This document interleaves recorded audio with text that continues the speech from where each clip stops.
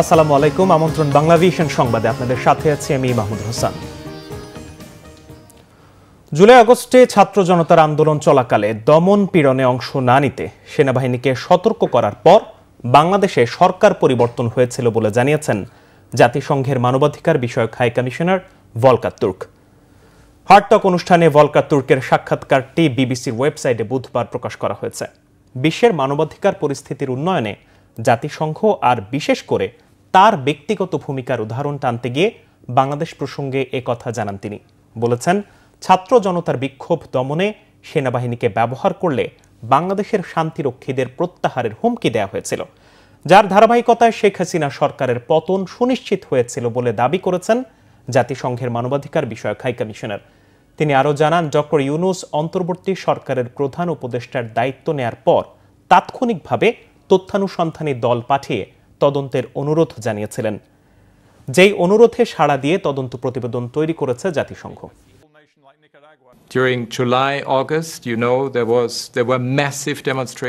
আপনি জানেন, জুলাই আগস্টে সেখানে ছাত্রদের ব্যাপক বিক্ষোভ হয়। তাদের জন্য বড় আশার জায়গা ছিল, আমরা কি বলি, আমি কি বলি, আর আমরা কি করতে পারি। আমরা ওই পরিস্থিতির উপর আলোকপাত করি। সেনাবাহিনীকে সতর্ক করে বলা হয়েছিল, যদি তারা এতে জড়িত হয় তার অর্থ দাঁড়াবে তারা হয়তো আর শান্তিরক্ষী প্রেরণকারী দেশ হিসেবে থাকতে পারবে না।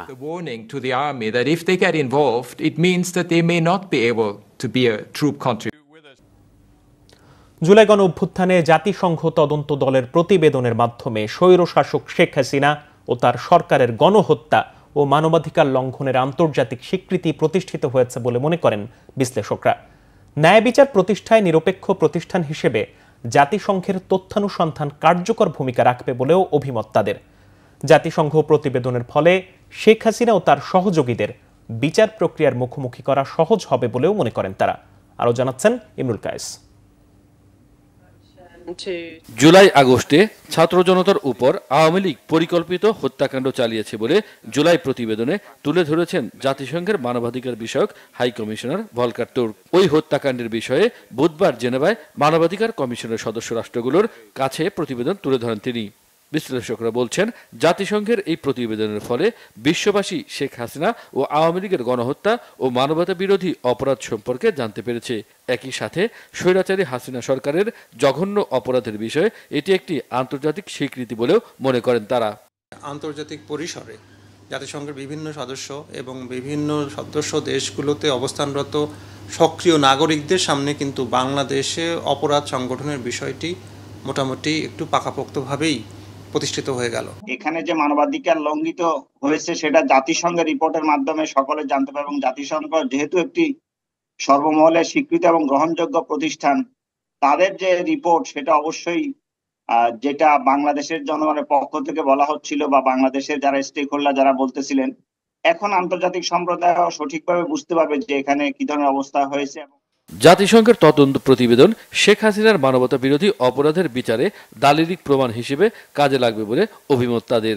এইটা বাংলাদেশে যে মানবাধিকার লঙ্ঘিত হয়েছে এবং এটার যে বিচার করা প্রয়োজন, এটার একটা আন্তর্জাতিক স্বীকৃতি পাওয়ার ক্ষেত্রে একটা গুরুত্বপূর্ণ বিষয় হিসেবে থাকবে। দেশের অভ্যন্তরীণ ন্যায় বিচার প্রতিষ্ঠার ক্ষেত্রে সহায়তা করবে।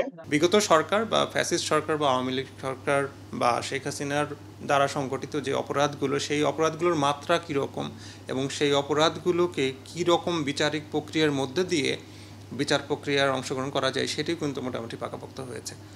স্বৈরশাসক শেখ হাসিনা সহ তার সহযোগীদের দেশে ফিরিয়ে আনার ক্ষেত্রেও এই প্রতিবেদন ইতিবাচক ভূমিকা রাখবে বলে বিশ্বাস বিশ্লেষকদের। ইমরুল কায়েস, বাংলাভিশন, ঢাকা।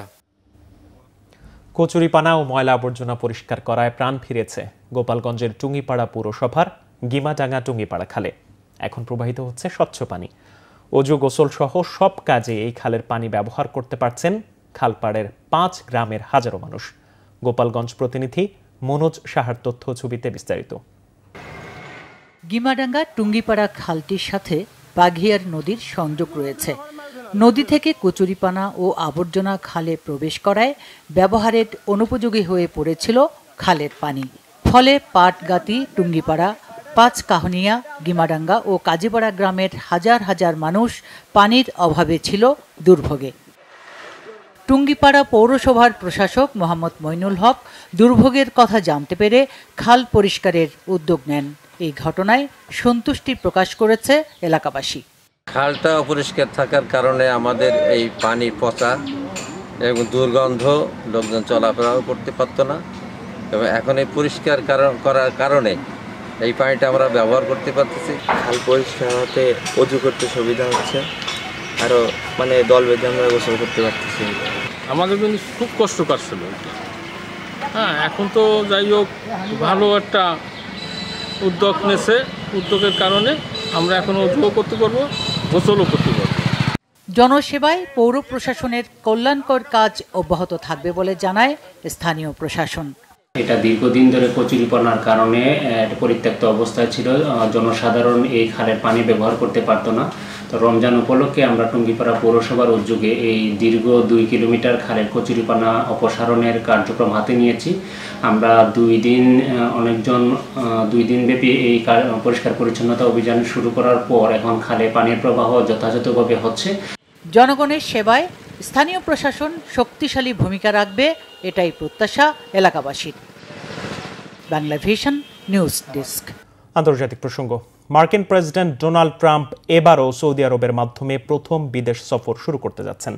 গুঞ্জন রয়েছে সেখানে বৈঠক হবে রাশিয়ার প্রেসিডেন্ট ভ্লাদিমির পুতিনের সাথে।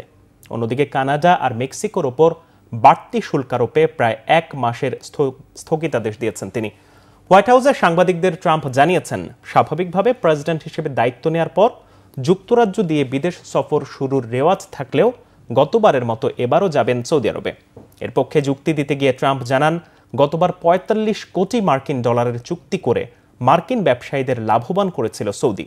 এবার সৌদির সাথে চুক্তি হবে 1 ট্রিলিয়ন বা 1 লাখ কোটি ডলারের। এই সুযোগে অত্যাধুনিক মার্কিন অস্ত্র কিনবে সৌদি। সেখানে রাশিয়ার প্রেসিডেন্ট পুতিনের সাথে বৈঠকের সম্ভাব্যতা নিয়ে প্রশ্নের মুখে বিষয়টি খোলাসা করেননি ট্রাম্প।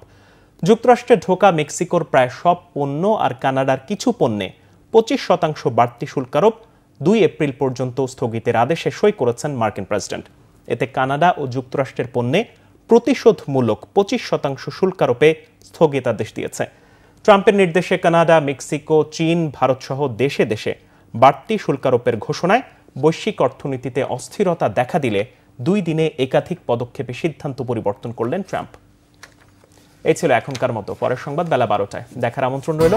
এছাড়া বাংলা ভিশন সংবাদ ও সংবাদ সংশ্লিষ্ট অনুষ্ঠান দেখতে ভিজিট করুন www.bbnews24.com ও facebook.com/banglavishnnews এবং সাবস্ক্রাইব করুন youtube.com/banglavishnnews। ধন্যবাদ।